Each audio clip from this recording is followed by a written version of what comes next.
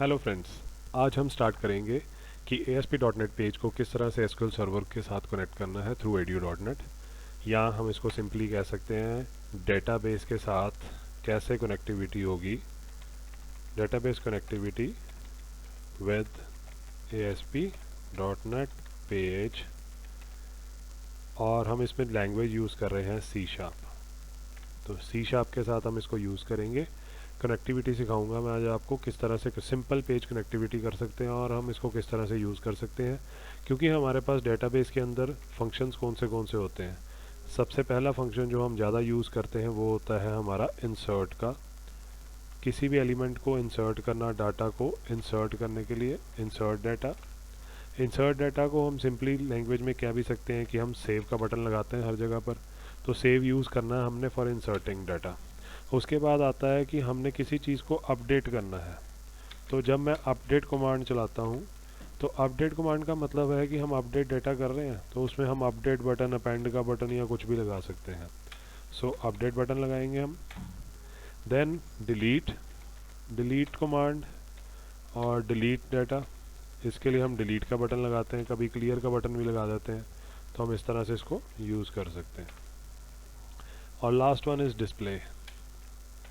Display में हमारे पास जब हम डिस्प्ले डाटा कहते हैं तो हम जैसे सिलेक्ट करवा रहे हैं डाटा को या डिस्प्ले करा रहे हैं या उसको किसी चीज़ में शो करवा रहे हैं, तो हमारे पास काफ़ी चीज़ें आती हैं जिसके अंदर हम इस डाटा को डिस्प्ले करा सकते हैं, शो करा सकते हैं या उसको जस्ट लिंक करवा सकते हैं। तो ये सारी चीज़ें जो है, ये हर चीज़ जो है ये कनेक्टिविटी के साथ ही कनेक्टेड है, डेटाबेस कनेक्टिविटी के साथ ही कनेक्टेड है। तो यही हमारे पास जो 4 गोल्डन बटन्स हैं जिनको हम यूज़ करके अपनी वेबसाइट के अंदर हर जगह पे, हर इंस्टांस पे कहीं ना कहीं हम इसको यूज़ करते हैं और इसकी हेल्प लेते हैं। और इसी से सारी वेबसाइट एक्चुअली बनती है। कोई भी दुनिया की वेबसाइट है जो इन 4 ऑप्शंस के ऊपर, और या कह सकते हो कि ये जो डेटाबेस के 4 हमारे पास मैनिपुलेशंस के फंडे हैं उनको हम यूज़ करके बना सकते हैं। तो चलिए हम देखते हैं कि हमारे पास ये किस तरह से काम करेगा और किस तरह से इसको यूज़ करेंगे। तो नाउ यहाँ से स्टार्ट करते हैं। पहले हम फाइल के अंदर जाकर आपने वेबसाइट में आपने एम्प्टी वेबसाइट लेनी है। मैं जो वर्जन यूज़ कर रहा हूँ दैट इज़ 2012 अल्टीमेट। तो विजुअल स्टूडियो 2012 अल्टीमेट और फ्रेमवर्क मेरा है 4.5। तो देखिए यहाँ पे एक बड़ी अच्छी चीज़ है कि जो माइक्रोसॉफ्ट है उसने ना अपनी एक बड़ी अच्छी चीज़ रखी हुई कि उसने पिछले सारे फ्रेमवर्क्स बीच में दिए हुए हैं। जब भी वो कोई नया विजुअल स्टूडियो अपलोड करता है या उसको हम मार्केट में आता है तो उसके जो पिछले फ्रेमवर्क होते हैं उसमें आप काम कर सकते हो। बट इसकी एक प्रॉब्लम है कि जब आपने अगर कह लो कि नए फ्रेमवर्क में काम किया है तो आप पुराने फ्रेमवर्क में उसको खोल नहीं सकते। तो इसलिए पुराना फ्रेमवर्क जितना मर्जी होगा उसमें आप इसको नए फ्रेमवर्क खोल सकते हो, बस नए से पुराने की तरफ नहीं जा सकते। तो ये चीज़ का आपने ध्यान रखना है। तो अभी मैं 4.5 के अंदर अपनी वेबसाइट बनाऊंगा। यहाँ पे वेबसाइट का नाम है, तो वेबसाइट का नाम आप कुछ भी दे सकते हो। अगर आपने वेबसाइट का नाम, जैसे मान लीजिए मैं इसको यहाँ पे डेटाबेस ही दे देता हूँ, डेटाबेस। सो डेटाबेस के अंदर हम अभी काम करेंगे। इसको ओके किया। सो अब क्या हो रहा है कि यहाँ पे हमने एक डेटाबेस नाम से वेबसाइट बनाई है। सो अब इसमें क्या करेंगे, हम ऐड करेंगे न्यू पेज को। ठीक है जी। तो वेब फॉर्म यहाँ पे हमने ऐड करना है। तो डिफ़ॉल्ट पेज ही ऐड कर लीजिए, अभी हम इसमें कुछ एक्स्ट्रा नहीं करने वाले हैं। तो यहाँ पे डिफ़ॉल्ट पेज में ऐड करने के बाद इन दोनों डिव्स के अंदर हमने यहाँ पे अपना जो काम करना है, सारा जो भी हमने यूज़ करना है या कुछ भी बनाना है। तो इसके अंदर देखिए क्या होता है कि हमारे पास ये टूल बॉक्स है। टूल बॉक्स के अंदर सभी तरह के टूल्स हैं यहाँ पे। ठीक है, ये हमारा वर्किंग एरिया है, ये सोर्स है, ये डिज़ाइन है, ये स्प्लिट है। स्प्लिट के अंदर होता है कि दोनों चीज़ें आपको इकट्ठी दिखती हैं। सोर्स में अकेला सोर्स, डिज़ाइन के अंदर डिज़ाइन। डिज़ाइन का मतलब होता है front end of your website. जो पेज आपको दिख रहा है फ्रंट एंड के ऊपर, उसको हम यूज़ करके वेबसाइट में कैसे काम कर सकते हैं। तो इसके बाद जो बड़ी इंपॉर्टेंट चीज़ है वो है कि हमारे पास यहाँ पे जो सोल्यूशन एक्सप्लोरर है ना, ये सोल्यूशन एक्सप्लोरर के अंदर आपको फाइलें मिलती हैं जो पेजेस आप वेबसाइट के अंदर बना रहे हो। तो इसमें आपके पास सबसे पहले आती है डिफ़ॉल्ट आता है। डिफ़ॉल्ट डॉट ASPX का मतलब है कि हमारे पास 2 तरह की फ़ाइलें बनती हैं। देखिए 2 तरह की फ़ाइलें कौन सी होती हैं हमारे पास। अगर हम ASP.NET की बात करें तो ASP.NEट के अंदर हमारे पास 2 तरह की फ़ाइलें बनेंगी। कौन सी डिफ़ॉल्ट या डिफ़ॉल्ट या कुछ भी नाम हो, इसमें बाय डिफ़ॉल्ट ही आता है default dot ASPX। This is the front end. Front end का मतलब है कि जो आपको फ्रंट एंड पेज दिख रहा है फाइल का। ठीक है जी। तो ये हमारे पास क्या है, ये है हमारा front end. So front end के बाद हमारे पास आता है आगे इसका बैक एंड। तो बैक एंड के लिए हम क्या यूज़ करते हैं, default dot ASPX dot CS। CS का मतलब होता है सी शार्प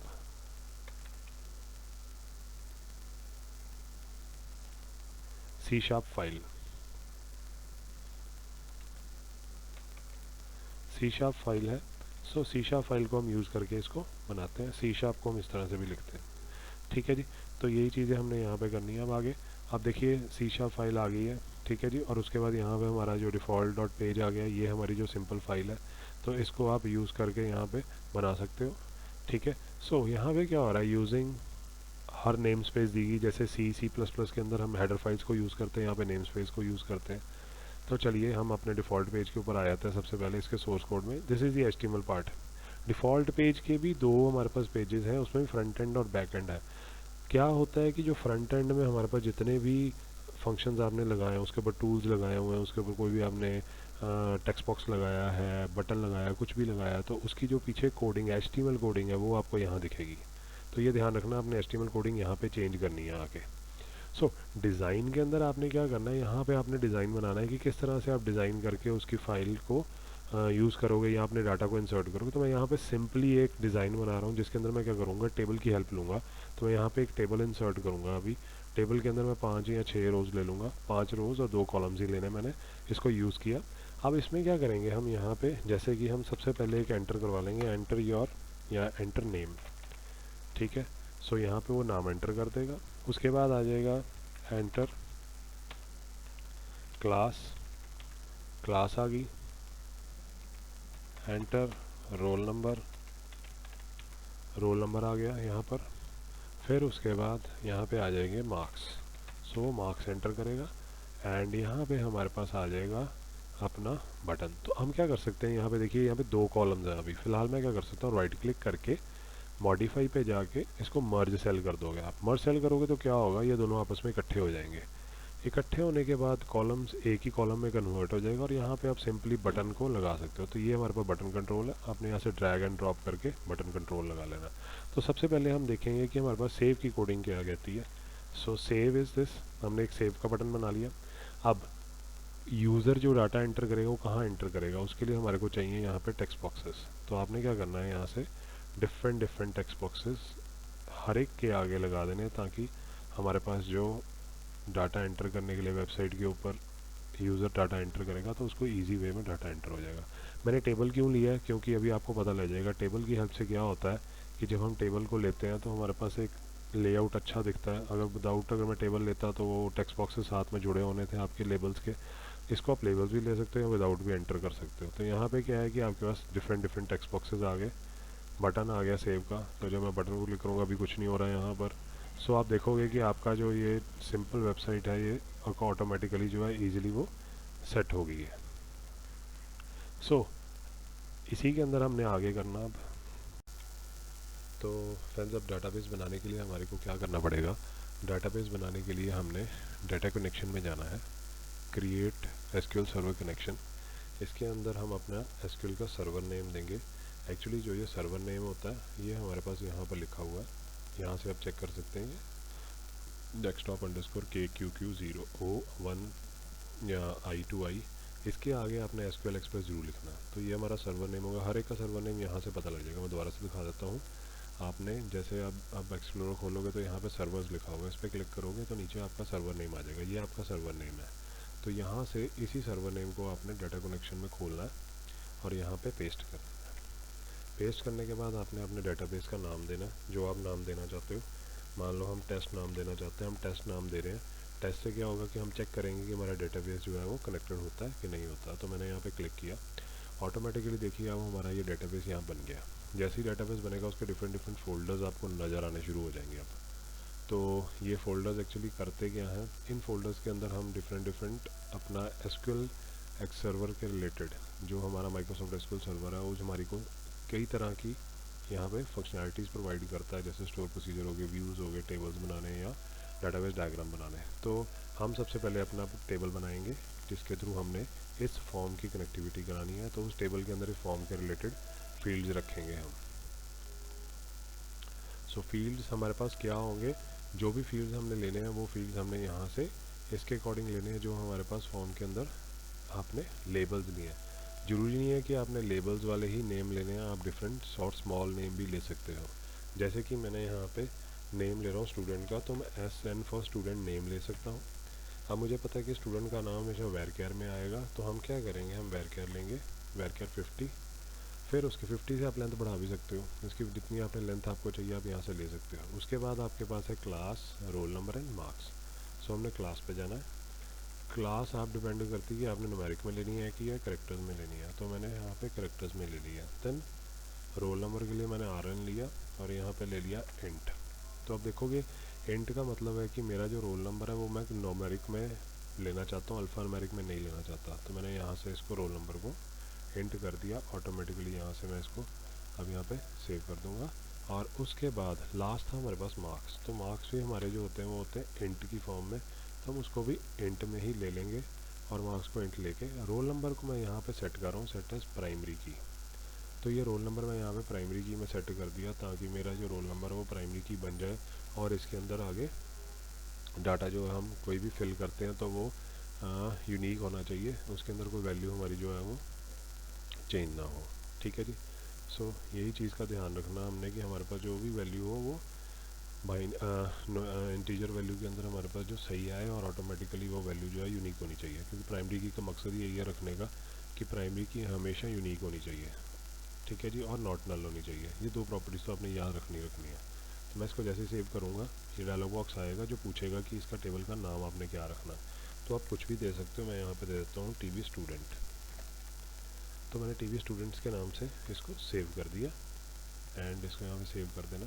जैसे ही मैं सेव करूँगा आप देखोगे कि इस फोल्डर के नीचे जहाँ पे टेबल्स वाला फोल्डर था इसके नीचे हमारा ये टेबल आ जाएगा और उसकी ऑटोमेटिकली आपको सारी जितनी भी हमने कॉलम्स नेम रखे हैं ऑटोमेटिकली आ जाएंगे और जो प्राइमरी की वाला उसके आगे की बनी होगी। तो इसका मतलब RN हमारा रोल नंबर प्राइमरी की है, बाकी सारा जो हमारे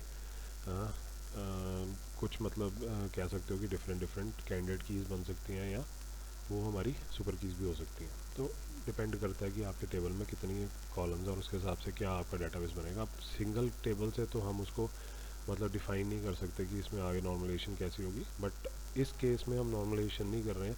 इस केस में मैं सिर्फ इतना बताना चाहता हूँ कि आपको कि आपकी जो एक टेबल के अंदर डाटाबेस की कनेक्टिविटी किस तरह से होगी एक फॉर्म के साथ। तो एक फॉर्म आपका कोई भी हो सकता है। अब जैसे मान लो मैंने ये फॉर्म बनाया है, इसकी जगह आप फॉर्म बना सकते हो पासवर्ड को सेव करने का, साइन अप करने का, रजिस्टर कराने का किसी को। तो सेम यही प्रोसीजर चलेगा उसमें भी कि कोई आपने रजिस्टर कराना तो टेबल में उसकी वैल्यूज़ ही चेंज होंगी और फंक्शनैलिटी में कोई चेंज नहीं आएगा। कोडिंग में भी खासा फ़र्क नहीं आएगा। कोडिंग के अंदर सिर्फ इतना फ़र्क आएगा कि जहाँ पे मैंने फील्ड्स लिए हैं वो फील्ड्स में मैं क्या करूँगा, उनको फील्ड के नेम चेंज कर दूँगा और ऑटोमेटिकली उन्हीं के रिलेटेड उनके टेक्स्ट बॉक्सेस के नाम चेंज करूँगा, बाकी सारा कुछ सेम रहेगा। तो चलिए आगे चलते हैं हम। अब यहाँ पे क्या है, हमारे पास टेबल भी बन चुका है और हमारे पास यहाँ पे ये डाटाबेस फॉर्म भी बन चुका है जिसके अंदर हमने ऐड करना है फ्रंट एंड के लिए। अब इसके बाद आती है बारी की जो हमारे पास ये था ADO.NET जिसको हमने ये टेबल फॉर्म में लिया। अभी इस टेबल के अंदर जो डाटा है कैसे जाएगा इस फॉर्म के थ्रू जो यहाँ पे यूज़र को दिखाई देगा इंटरनेट एक्सप्लोरर के ऊपर या किसी ब्राउज़र के ऊपर। उसके लिए आपने क्या करना है, कनेक्शन स्ट्रिंग बनाना है इस वेब कॉन्फ़िग फाइल के अंदर। तो इस वेब कॉन्फ़िग फाइल में system.web के बाद आपने यहाँ पे कनेक्शन स्ट्रिंग बनाना है। कनेक्शन स्ट्रिंग बनाने का तरीका क्या होता है, यहाँ पे लिखोगे कनेक्शन स्ट्रिंग्स और कनेक्शन स्ट्रिंग के बीच में ऐड नेम। नेम ऐसा होना चाहिए कोई भी वेरिएबल हो, तो आप कौन ले सकते हैं, CN ले सकते हैं, अपना नाम भी ले सकते हैं, वेरिएबल नेम कुछ भी हो सकता है। उसके बाद में कनेक्शन स्ट्रिंग। अब जो कनेक्शन स्ट्रिंग यहाँ पे आपने देना है, अब ये ध्यान दे लीजिए कि इसमें यहाँ पे मैं जो आपको चीज़ बता रहा हूँ ये बड़ी ज़रूरी है कि कईयों को नहीं पता लगता कनेक्शन स्ट्रिंग कैसे इस्टेब्लिश करना है या कनेक्शन स्ट्रिंग किस तरह से देना है। तो कनेक्शन स्ट्रिंग को यहाँ पे मैं आपको एक बड़ा शॉर्टकट वे बताऊँगा जिससे कि आप कनेक्शन स्ट्रिंग पूरा प्रॉपर कनेक्शन स्ट्रिंग डाल सकते हो, उसमें कोई गलती नहीं होगी। आपने क्या करना है, यहाँ से सर्वर एक्सप्लोरर की जगह आपने टूल बॉक्स लेना है। टूल बॉक्स के अंदर सिंपली आपने नीचे आना है। नीचे आने के बाद आपको यहाँ पे इधर ही दिख जाएगा कि आपके पास कुछ कंट्रोल्स होंगे, जैसे कि हमारे पास यहाँ पे कंट्रोल्स हैं डाटा के रिलेटेड। तो आपने डाटा के रिलेटेड कंट्रोल्स देखने, ये रहा डाटा। तो इस डाटा के रिलेटेड आपको यहाँ पे डाटा ड्रॉप डाउन में नज़र आ जाएंगे। आपने यहाँ से सिर्फ एसक्यूएल डाटाबेस सोर्स उठाना है, SQL data source. SQL data source उठाने के बाद आप यहाँ से कॉन्फ़िगर डाटा सोर्स करेंगे और यहाँ से सिलेक्ट करोगे आपका डेटाबेस कौन सा है। मेरा डेटाबेस जो है वो टेस्ट नाम का है। मैंने इसको क्लिक करना और इस प्लस साइन पे क्लिक करना है। ध्यान से देखिए, जब मैंने डेटाबेस क्लिक करना है तो जो मेरा डेटाबेस, यहाँ पे बहुत सारे डेटाबेस भी आ जाएंगे। अभी मेरे पास सिर्फ सिंगल डेटाबेस टेस्ट है तो इसलिए वो सिंगल दिखा रहा है, बट अगर ज़्यादा होंगे तो ज़्यादा भी आएंगे। पर आपने जो अपना डेटाबेस का नाम है वो सिलेक्ट कर लेना। उसके बाद उसका ऑटोमेटिकली कनेक्शन स्ट्रिंग नीचे बन जाएगा। आपने इसको यहाँ से माउस से सिलेक्ट करके कॉपी करना है, कैंसिल करके इसको डिलीट मार देना, ख़त्म। उसके बाद आपने क्या करना है, इधर आना और इस दोनों डबल कोट्स के बीच में इस लाइन को पेस्ट कर देना। बस ये लाइन जब पेस्ट होगी ऑटोमेटिकली क्या होगा कि आपके पास ये कनेक्शन स्ट्रिंग जो है वो जनरेट हो गया आपकी वेबसाइट के अकॉर्डिंग, आपके जो डेटाबेस के अकॉर्डिंग जहाँ पे आपकी डेटाबेस था। तो इसने ऑटोमेटिकली क्या किया, अपने आप से वो लाइन बना दी। बजाय उसके कि आप इस लाइन को याद करोगे लिखना, तो ये वेरी भी हो सकती है, क्योंकि देखिए जो ये वाला नाम है ना, सर्वर नेम, मैंने बताया था कि ये चेंज होता है according to the computer system. कोई भी सिस्टम है उसका अपना सर्वर नेम होगा और अपना उसका खुद का आईपी होगा। तो इसका मतलब है कि उसका सर्वर नेम जो है वो चेंज हो जाएगा, तो फिर आपको दिक्कत भी आ सकती है। अगली जो वीडियोस के अंदर मैं आपको बताऊंगा कि किस तरह से हम यहाँ पर जो है बजाय इसके भी हम अपना काम चला सकते हैं। हम डेटाबेस को किसी भी ऐप डाटा फोल्डर के अंदर, तो ऐप डाटा फोल्डर का मैं अलग से आपको एक वीडियो बना के बताऊंगा। उसके अंदर मैं बताऊंगा किस तरह से ऐप डाटा फोल्डर यूज़ करते हैं। और इसको फिर इस एप्लीकेशन को चलाना बड़ा ईजी है। आपको सिर्फ इस एप्लीकेशन का फ़ोल्डर लेके जाना है, किसी भी सिस्टम में रखना है, आपका डेटाबेस भी वहीं पर होगा और आपका सारा जो प्रोजेक्ट है, आपकी जो वेबसाइट है वो सारी वहीं पे होगी। तो ऑटोमेटिकली आप इसको चला सकते हैं। दूसरी बात, जब हमने इसको होस्टिंग के ऊपर, इंटरनेट होस्टिंग पे कहीं भी इसको चलाना है, सर्वर के ऊपर में कोई भी ऑनलाइन सर्वर आप परचेज़ करते हैं, तो वहाँ पे उस सर्वर का आईपी आपको लेना पड़ेगा। जो भी होस्टिंग कंपनी है उससे आपको ये मिल जाता है, आप ऑटोमेटिकली ले सकते हो और उसको फिर चला सकते हो। चलिए, अब वेब कॉन्फ़िग फाइल हमने यहाँ बना ली है, वेब कॉन्फ़िग को कर दो सेव। अब हमारा कनेक्शन भी बन गया। कनेक्शन बनने के बाद हमारे पास डेटाबेस भी आ गया। डेटाबेस हमने यहाँ बना लिया हुआ है, तो हमारा डेटाबेस भी रेडी है, टेबल भी रेडी है। अब हमने करना है सेव की कोडिंग के लिए जाना है। तो सबसे पहले आप क्या करोगे, सेव की कोडिंग के लिए आपने डायरेक्टली सबसे पहले इस पे कहीं भी क्लिक करना है। इस पेज के ऊपर कहीं भी क्लिक करोगे तो आप ऑटोमेटिकली इस पेज पे आ जाओगे। जैसे ही आप इस पेज पे आते हो, आपने क्या करना है, यहाँ से सबसे पहले नेम स्पेस लेनी है। नेम स्पेस का मतलब है जैसे हम सी या सी प्लस प्लस के अंदर हेडर फाइल लेते थे, सी शार्प के अंदर नेम स्पेसेस होती हैं। तो यहाँ पे यूजिंग सिस्टम डॉट डेटा, अब मैंने डेटा जो नेम स्पेस लिया, इसके बाद आपने क्या करना है, डेटा लेना है, system dot name space data. Data के बाद आपने लेनी है नेक्स्ट जो आपने नेम स्पेस लेनी है, वो लेनी है एसक्यूएल क्लाइंट। सो यहाँ पे आप एसक्यूएल क्लाइंट लोगे यूजिंग सिस्टम डॉट डेटा। सबसे पहले आपने डेटा ली थी, डॉट एसक्यूएल क्लाइंट, तो ये एसक्यूएल क्लाइंट आ गई। तो ऑटोमेटिकली इन दो नेम स्पेसेस से क्या होगा कि आपके पास यहाँ पर जितना भी डेटा है जो आप वेब कॉन्फ़िग के साथ अटैच करना चाहते हो पेजेस को, वो पेज इसके साथ इस नेम स्पेस से अटैच होगा। क्योंकि ADO.NET की जो हमारे पास, मान लीजिए कि जो हमारे पास नेम स्पेस है, this is the name space for SQL database connection with front end. तो फ्रंट एंड में जो नेम स्पेस हम यूज़ करेंगे इसके थ्रू आएगी और हम फिर उसके बाद यहाँ पर इसको सेट करेंगे। अब इसमें कोडिंग आ जाती है कि हमने कोडिंग क्या करनी है इसमें। तो सबसे पहले आप क्या करोगे, इसके अंदर कोडिंग करने के लिए आपने वेब कॉन्फ़िग फाइल की हेल्प लेनी है। जो हमारे पास यहाँ पे था हमारा कनेक्शन स्ट्रिंग, तो आपने ये कॉन नाम से याद रखना है कि मेरा कनेक्शन स्ट्रिंग जो था कॉन नाम का ही था। तो आपने इसको अब यूज़ करना है। तो चलिए, अब जब हमने ये नेम स्पेसेस ले लिए हैं, इसके अंदर मैंने एक और नेम स्पेस अब ऐड किया है। इस नेम स्पेस को कहते हैं यूजिंग सिस्टम डॉट कॉन्फ़िगरेशन। इसको हमने ऐड करने के बाद हमने यहाँ पे लिखना है SQL connection con equals to new SQL connection, कि हम एसक्यूएल कनेक्शन जो है वो बिल्ड कर रहे हैं यहाँ पे, ताकि जिस कनेक्शन स्ट्रिंग से हम इसको लेंगे। उसके बाद अब पेज लोड के ऊपर हम देखेंगे कि हमारा जो कनेक्शन है ADO.NET के साथ, मींस जो डेटाबेस सर्वर एक्सप्लोरर है वो पेजेस के साथ ज्वाइन हो गया। क्योंकि अगर उसकी ज्वाइनिंग नहीं होगी और सर्वर ऑन नहीं होगा, कनेक्टिविटी ऑन नहीं होगी, तो वो कभी भी डाटाबेस को इस पेज के ऊपर से डाटाबेस में डाटा को सेव नहीं करेगा। तो उसके लिए आपको ज़रूरी है कि आपने क्या करना है, आपने चेक कर रखना है कि हमारा जो सर्वर है वो ऑन है कि नहीं। उसके लिए आपको पेज लोड के ऊपर कोडिंग करनी पड़ेगी। यहाँ पे आप लेंगे SQL कॉन डॉट, आपने क्या लिया था ऊपर, कॉन वेरिएबल लिया, तो con dot connection string equals to, यहाँ पे आप लिखोगे कॉन्फ़िगरेशन मैनेजर। कॉन्फ़िगरेशन मैनेजर क्या करता है, ये हेल्प करता है वेब कॉन्फ़िग फाइल से कनेक्शन स्ट्रिंग को उठाने के लिए। Configuration manager dot connection string bracket con, square bracket लगेगी यहाँ पे, डबल कोट्स बंद, फिर स्क्वायर ब्रैकेट बंद, फिर कनेक्शन स्ट्रिंग। तो ये इंटेलिजेंस हेल्प जो है आपको ऑटोमेटिकली बताती रहती है कि ये जब तक ये चल रही है, जब तक आपको, जैसे मान लीजिए मैं आपको दिखाता हूँ इंटेलिजेंस हेल्प क्या है। इंटेलिजेंस हेल्प होती है जब मैं डॉट लिखता हूँ साथ में ही आपके पास फंक्शन आ जाए। तो जैसे ही ये फंक्शन आ रहा है इट मीन्स कि आप कोडिंग सही कर रहे हो, अदरवाइज आपकी कोडिंग में कोई प्रॉब्लम आ रही है। सो अब क्या होगा, यहाँ पे कॉन डॉट कनेक्शन स्ट्रिंग और यहाँ पे configuration manager dot connection string con हमने लगा दिया।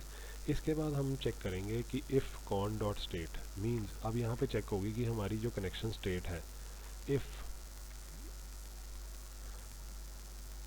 connection state is equals to if connection state, अब connection state जो ऐसी चीज़ है जिसको हमने चेक करना है कि हमारी स्टेट सही है कि नहीं है। तो हमने क्या करना है यहाँ पे, if मैंने आपको बताया था कनेक्शन स्टेट जो है, तो उसके लिए हम क्या करेंगे, con dot state, if con dot state is equal to connection state. Connection state मतलब मेरे कनेक्शन की जो स्टेट है डॉट क्लोज्ड है, अगर तो वो क्लोज्ड है, क्योंकि क्लोज्ड ही अभी तक हमने ऑन तो की नहीं है, तो क्लोज्ड है, तो उसके बाद आप क्या करोगे, उसको कर दोगे कॉन डॉट ओपन। कॉन अब क्या है, हमारा कनेक्शन ओपन कर दिया जाएगा। तो जैसे ही कनेक्शन ओपन होगा ऑटोमेटिकली क्या होगा, हमारे पास डाटा जो है वो आ जाएगा और कनेक्शन जो है वो ओपन हो जाएगा। सो अब कनेक्शन ओपन होने से क्या होगा कि हमारे पास डाटाबेस के अंदर हम कनेक्टिविटी करनी हमारी ईजी हो जाएगी। सो ये जो हमारी सारी चीज़ें हैं इसके अंदर क्या है कि हमने क्या किया, अब हमने डाटाबेस की कनेक्टिविटी की है। तो जो हमारे पास कनेक्शन बन चुका है, अब हमने यहाँ पे कनेक्शन बना लिया है, हमारे टेबल के साथ कनेक्टिविटी अटैच हो गई है। अब हम करेंगे सेव के बटन के ऊपर कोडिंग। तो आपने सेव बटन पे आना है, जो अपना फ्रंट एंड है, इसके अंदर डिज़ाइन में आकर आपने सेव बटन पे डबल क्लिक करना और यहाँ पे बटन अंडरस्कोर क्लिक में आ जाएंगे। अब बटन अंडरस्कोर क्लिक में आने के बाद आपने क्या करना है, यहाँ पर आपने अब बटन की कोडिंग करनी है। सो उसके लिए हमारे को पता है कि हमने बटन की कोडिंग में हम क्या करेंगे, इंसर्ट की कमांड चलेगी। सो इंसर्ट की कमांड चलाने के लिए हम क्या करेंगे, एसक्यूएल कमांड लेंगे। जो कमांड हम यूज़ करेंगे इसके अंदर SQL command cmd equals to new SQL command, इसको हम लेंगे। SQL command cmd equal to new SQL command, ये किस लिए होगी कि इंसर्ट क्वेरी चलाने के लिए हमने एक कमांड cmd नाम का वेरिएबल लिया। अब यहाँ पे लोगे cmd dot command text. cmd dot command text का मतलब है जो मैंने कमांड देनी है। तो उसमें क्या होगा, वो कमांड होगी हमारी इंसर्ट इनटू टेबल नेम, जो भी टेबल है आपका। अब आप यहाँ पे देखेंगे आपका टेबल नेम क्या है, तो हमने टीबी स्टूडेंट नाम से टेबल नेम लिया हुआ है। तो मैं क्या करूँगा यहाँ पे टीबी स्टूडेंट वैल्यूज़। अब मैं यहाँ पे insert into TB student values. अब वैल्यूज़ कौन सी वैल्यूज़, जो हम यहाँ पे वैल्यूज़ डेटाबेस में ले रहे हैं, तो उसकी वैल्यूज़ होंगी ये वाले कॉलम नेम्स। तो आपने यहाँ पे क्या करना है, उसकी वैल्यूज़ को आपने एंटर करना है इसके अंदर। तो सबसे पहले हम लेंगे यहाँ पे जो वैल्यूज़ हमको लेनी है, उसके लिए आपने क्या करना है, उस वैल्यूज़ को साथ में लेना है। तो जो आपने वैल्यूज़ आप यहाँ पे लेनी है वो आपकी होंगी जो भी इसके नेम थे। तो मैंने क्या करना है, @ लगाकर जो हमारा सबसे पहला कॉलम नेम है, मैंने क्या करना है यहाँ पे ले लिया हमने @sn।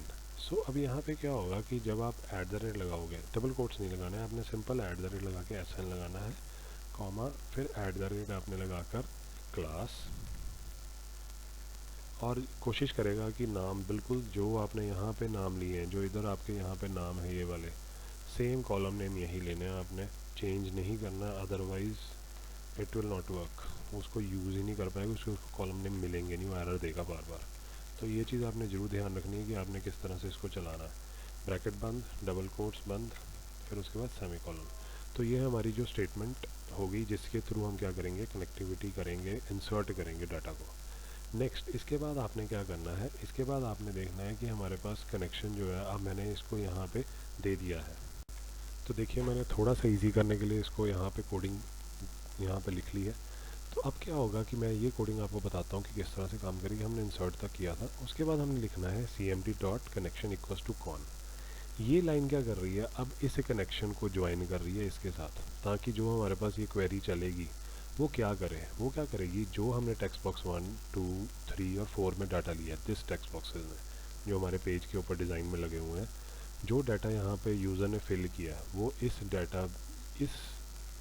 डाटा से, डाटा बॉक्सेस से वो डाटा उठ के इस यहाँ पर कॉलम में, मींस ये जो हमारे पास टेबल में कॉलम है यहाँ पे आ जाएगा।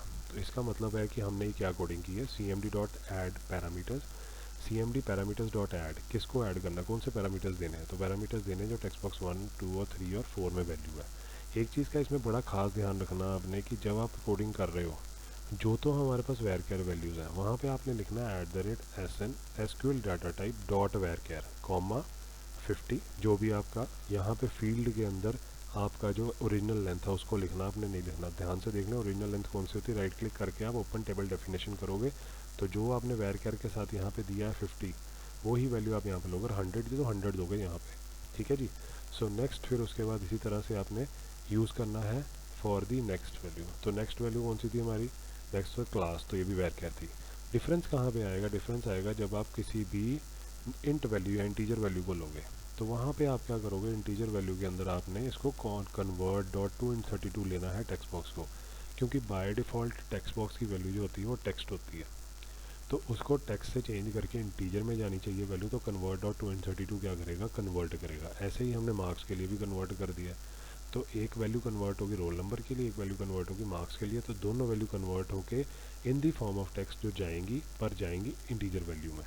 तो इंटीजर वैल्यू में सेव हो जाएंगी कहाँ पे, रोल नंबर में कॉलम में और मार्क्स के कॉलम में। उसके बाद आएगा cmd.execute नॉन क्वेरी का मतलब है कि इस क्वेरी को एग्जीक्यूट करेगा, और cmd.dispose जैसे ही cmd.dispose करेंगे हम, इसका मतलब है कि वो ख़त्म कर देगा इस क्वेरी को, क्योंकि इसका काम हो गया, इसने जो जो वैल्यूज़ डाटाबेस में डालनी थी वो डाल दी हैं। और उसके बाद हमने टेक्स्ट बॉक्स को कर देना खाली, और लास्ट में लिख देना है टेक्स्ट बॉक्स 1.focus। इससे क्या होगा कि हमारे पास जो वैल्यू है वो ख़त्म हो जाएगी, और वैल्यू के ख़त्म होने के बाद क्या होगा कि यहाँ पे सारा जो है खाली हो जाएगा। अब यहाँ पे एक चीज़ आती है कि आप cmd.dispose के बाद ये भी कर सकते हो con.close। क्लोज़ का मतलब है कि आपका जो डेटाबेस कनेक्शन है वो भी साथ में क्लोज़ हो जाएगा। इससे क्या होगा कि डेटाबेस सर्वर के ऊपर आपका जो है एक्स्ट्रा लोड नहीं पड़ा होगा, क्योंकि वो बार बार उस लोड को नहीं लेगा, ठीक है जी। तो इसका मतलब है कि हमारे पास कनेक्शन जो है यहाँ पे स्टॉप हो गया है, और ऑटोमेटिकली हमारा काम भी ख़त्म हो गया है। तो हमारे यहाँ पे डेटाबेस के साथ जो कनेक्शन के साथ जितने हमारे टेक्स्ट बॉक्सेस थे, कनेक्शन ख़त्म होने के बाद खाली भी हो गए हैं। ऑटोमेटिकली आपका फोकस जो है फर्स्ट पे आ जाएगा।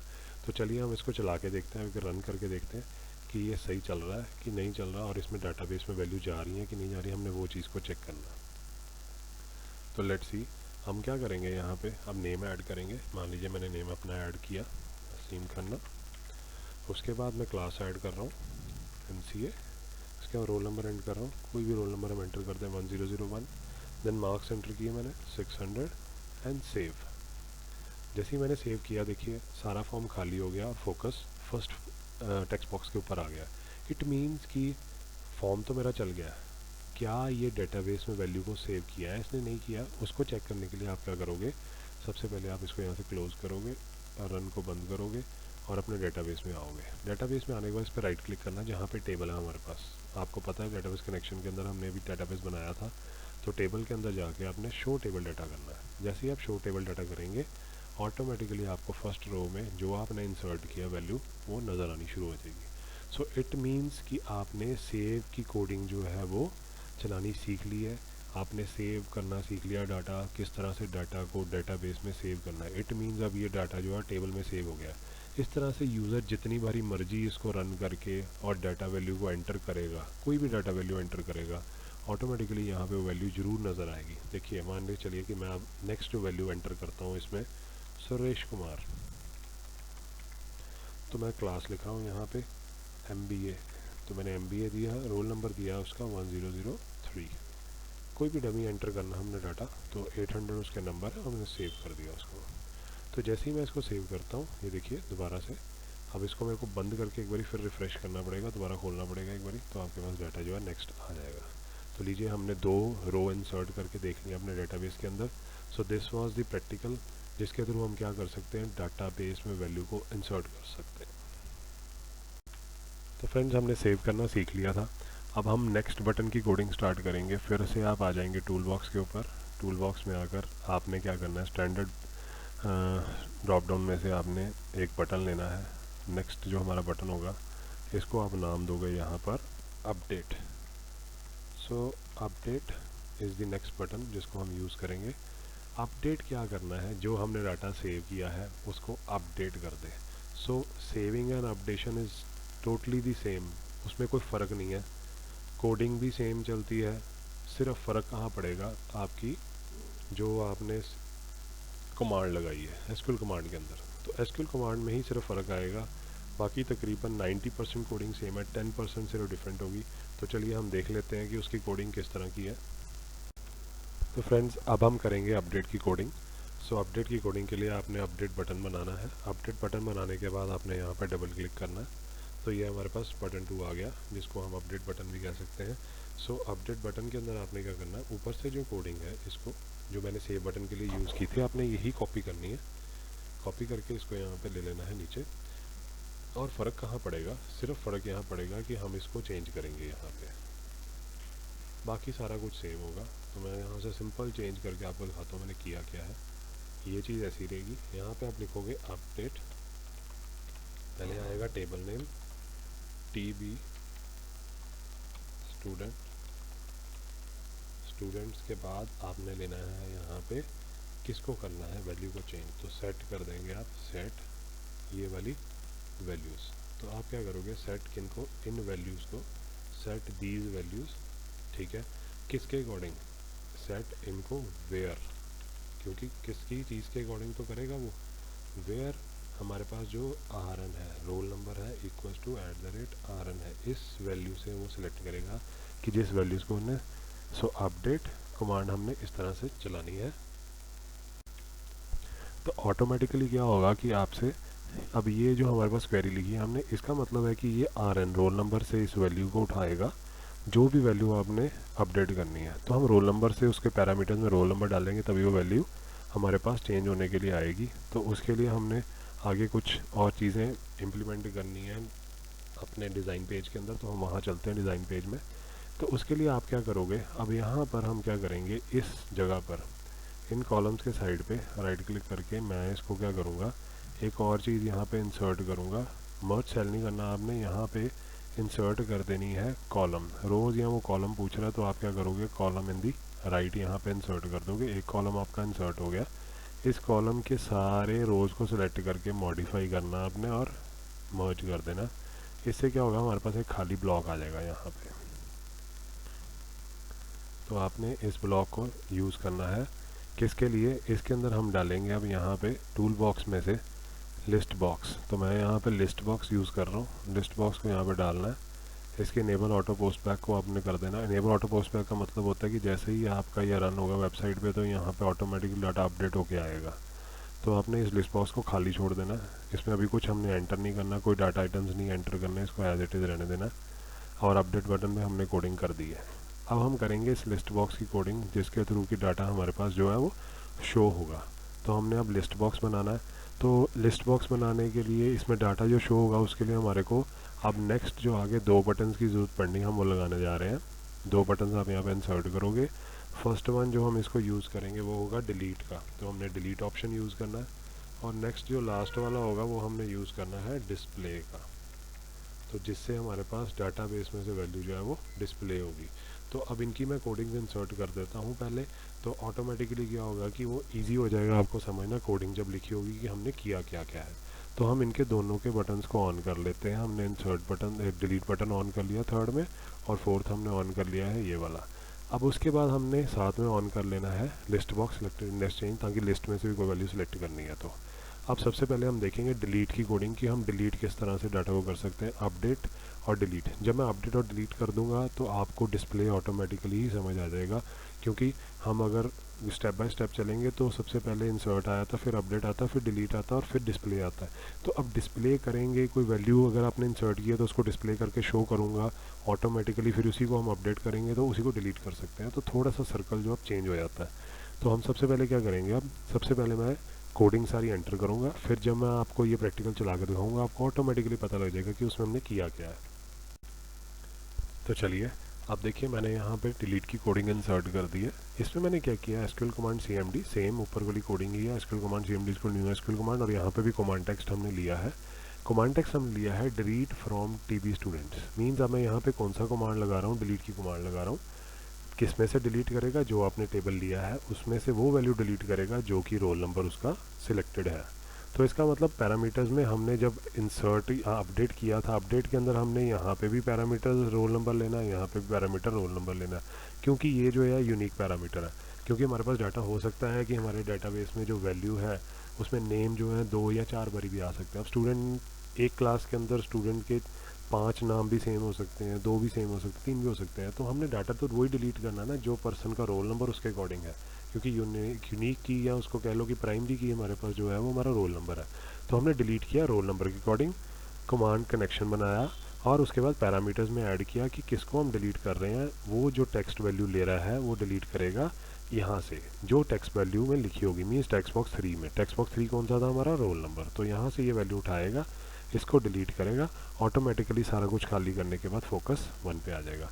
सो सेम चीज़ यहाँ पे भी हैपन हो रही है कि जो डाटाबेस में वैल्यू आ रही है वो डाटाबेस की वैल्यू हमने पहले रोल नंबर के अकॉर्डिंग उठानी है, उस रो को उठाया और उसको डिलीट कर दिया। तो उसके अकॉर्डिंग क्या होगा कि उस जो हमारे पास रोल नंबर के अकॉर्डिंग वैल्यू होगी वो वहाँ से डिलीट हो जाएगी। So this is basically the delete command use to delete the data from the table.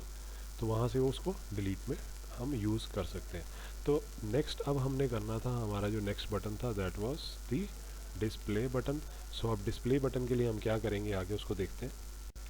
तो देखिए जी, ये डिस्प्ले बटन की कोडिंग मैंने लगाई है।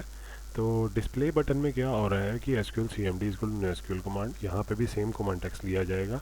कमांड टेक्स्ट क्या होगा, सिलेक्ट फ्रॉम TB स्टूडेंट्स। आपने क्या सिलेक्ट कराना है, स्टार। स्टार का मतलब है सब कुछ, जितना भी डाटा उस टेबल में पड़ा उसको उठा के शो करवा दे। CMD dot connection equals to cone.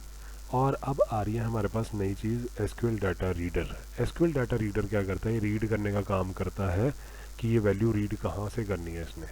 तो एक्चुअली क्या है कि ये वैल्यू रीड कर रहा है लिस्ट बॉक्स में से। तो मैं लिस्ट बॉक्स की कोडिंग भी आपको समझाऊंगा कि लिस्ट बॉक्स कैसे बनाया गया और ये वैल्यूज़ कहाँ से आ रही हैं।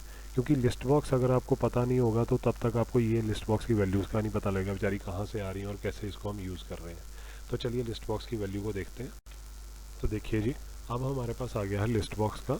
लिस्ट बॉक्स में मैंने सेम प्रोसीजर चल रहा है जी, हमारे पास सेलेक्ट किया हमने यहाँ पे RN इक्वल टू RN@RN लिया है। इसमें पैरामीटर्स में हमने क्या पास करनी है, जो हमारे पास रोल नंबर की वैल्यू है वो कहाँ से सिलेक्ट कराएंगे हम। तो जो सिलेक्शन हो रही है वो लिस्ट बॉक्स में से सिलेक्ट होगी, जो मैंने अभी लिस्ट बॉक्स लगाया था ये वाला। इस लिस्ट बॉक्स में हमारे को एक्चुअली क्या दिखाएगा, वो रोल नंबर दिखाएगा और उस रोल नंबर को मैं सिलेक्ट करूँगा। तो जैसे ही ये पैरामीटर पास करके रोल नंबर की वैल्यू डाटाबेस में से लेगा वो एसक्यूएल डाटा रीडर में डाल देगा। तो मैंने अभी आपको ऊपर बताया था कि एसक्यूएल डाटा रीडर क्या करते हैं, वैल्यू को फेच कर लेता है। तो वो DR में क्या होगा, ये वैल्यू आ जाएगी, एग्जीक्यूट करेंगे रीडर को और DR वेरिएबल चेक करेगा वाकई ही जो यूज़र ने RN मीन्स इस लिस्ट बॉक्स में से वैल्यू को सिलेक्ट किया है उसके अकॉर्डिंग रोल नंबर है कि नहीं है। अगर तो है तो वो क्या करेगा, सारा डाटा जो है 1 2 3 इसके अंदर डिस्प्ले कर देगा। तो हमने जितना किया था यहाँ तक, अब इसमें हमने देखा था कि हमने कोडिंग सारी यहाँ तक पढ़ ली है। अब हम एक बार इसको रन करके देखेंगे ताकि हमारे को पता लग जाए कि रन करने के बाद हमारा जो एक्चुअल प्रोसीजर क्या हो रहा है और आपको भी पता लग जाएगा कि किस तरह से डाटा कहाँ जा रहा है और किस जगह से ये कॉपी होके डाटाबेस में जा रहा है। तो चलिए यहाँ पे हम डाटा एंट्री कर लेते हैं। सबसे पहले हम एक और वैल्यू एंटर करते हैं, जैसे मान लीजिए मैं नाम एंटर करता हूँ हरवीन सिंह। मैंने नाम एंटर किया हरवीन सिंह और उसके बाद मैंने क्लास एंटर कर दी MBA, रोल नंबर एंटर किया 1003 और उसके मार्क्स एंटर कर दिए 800। तो सेव किया मैंने इसको। सेव करने के बाद मैं डिस्प्ले कर रहा हूँ। अब देखिए यहाँ पे तीनों नाम डिस्प्ले हो गए। अब मैंने जो हरवीन सिंह का नाम दोबारा से सिलेक्ट किया, इसका मतलब मेरा जो सेव की बटन की कोडिंग और डिस्प्ले चल रहा है। अब मैं हरवीन सिंह को सिलेक्ट करूँगा, ऑटोमेटिकली मैं इसके जो मार्क्स हैं यहाँ से 750 कर देता हूँ और इसको अपडेट करता हूँ। जैसे ही मैं अपडेट करता हूँ तो यहाँ पे एक एरर आया है। जी हाँ, एरर क्या है, अब जब तक एरर नहीं आएगा आपको भी पता नहीं लगेगा। मेरी थोड़ी सी मिस्टेक थी, जब मैं आपको बता रहा था मैंने अपडेट बटन, तो मैंने यहाँ से कॉपी किया था डाटा ऊपर से। तो आपने क्या करना है, यहाँ पे थोड़ा सा इसको रेक्टिफाई कर लेना।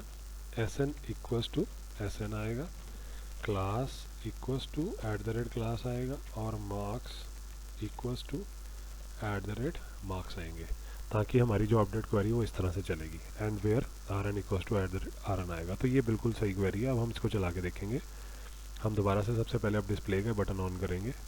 डिस्प्ले किया, हरवीन सिंह आया, सिलेक्ट किया, यहाँ पे मार्क्स दिए उसके 750, अपडेट किया, ऑटोमेटिकली फिर डिस्प्ले का बटन दबाऊंगा, हरवीन सिंह सेलेक्ट करूँगा तो देखिए 750 हो गए।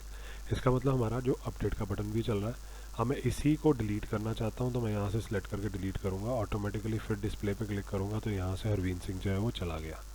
तो एक्चुअली हो क्या रहा है, जब भी मैं कोई चीज़ को अपडेट करना है या मैंने को सिलेक्ट करना है तो मेरे को डिस्प्ले पे क्लिक करना पड़ता है। जैसे ये सुरेश कुमार को मैंने क्लिक किया तो उसका डाटा सारा आ गया। अगर मैं उसको अपडेट करना चाहता हूँ तो मैं सिर्फ अपडेट यहीं से कर दूंगा। जैसे मैं 800 की बजाय उसके नंबर अब यहाँ पे 900 कर देता हूँ और अपडेट कर देता हूँ, तो ऑटोमेटिकली क्या होगा, सुरेश कुमार के नंबर उतने वो अपडेट करके यहाँ पे दोबारा शो कर देगा। मैं जैसे क्लिक करूँगा यहाँ पे, सुरेश कुमार को अपडेट किया, 900 नंबर हो गए। सो this is the coding of save, update, delete and display. तो ये जो है 4 ऑप्शन ऐसे हैं जो कि हर जगह पे, हर वेबसाइट्स के अंदर यूज़ कर सकते हो और आपको हर मतलब जगह पे ये काम आएंगे, हर पेज के ऊपर काम आएंगे। तो ये चाहे आप अपनी लॉगिन स्क्रीन में लगा सकते हैं, साइन अप के लिए लगा सकते हैं, रजिस्टर करने के लिए लगा सकते हैं, और मतलब किसी भी जगह जहाँ पे आपको डाटा को सेव करना, डिस्प्ले करना, अपडेट करना है, वो इसी तरह से कर सकते हैं। अगर आपको मेरी वीडियो अच्छी लगी हो तो ये मेरे चैनल को सब्सक्राइब जरूर करें ताकि आपको लेटेस्ट वीडियोस दिखती रहे, और कमेंट जरूर करें ताकि मेरे को भी आगे पता लगे अगर इसमें कोई गलती है या इसके अंदर मैं कुछ और भी ज़्यादा बढ़िया कर सकता हूँ तो मैं उसको आगे इसको सेट करूँगा। और लाइक ज़रूर करें ताकि मेरे को आगे इंस्पिरेशन मिलती रहे और मैं और ज़्यादा वीडियोस बनाता रहूँ। Thank you.